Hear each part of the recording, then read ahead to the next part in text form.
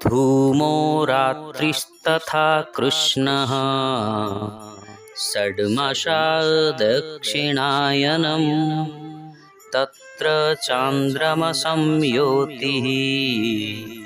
योगी प्राप्य निवर्तते।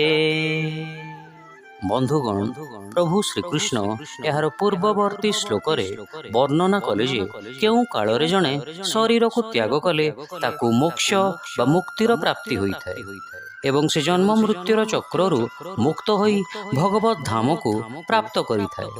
एवं एई श्लोकरे से कहउछंती जे केउ कालरे जणे शरीर त्याग कले ताकू पुनर्जन्म मिलिथाय एवं जन्म मृत्यु चक्ररे से बांधी होई रहिथाय।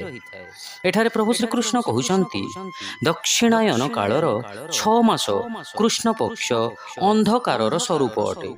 बंधुगण, एठारे आपनको बुझिबाकू पड़िबो जे आमर 7टी चक्र रही थाए।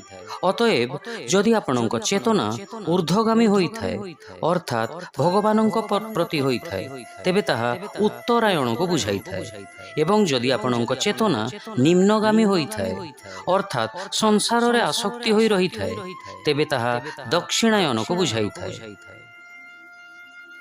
अर्थात जेहेतु दक्षिणायन कालर 6 मास अंधकार स्वरूप होइथाय अतएव जो व्यक्तिर मन संसार रे आसक्त होई रहिथाय एवं निम्नगामी चेतनायुक्त थाए से माने अंधकार पथरे प्रस्थान करिथांती।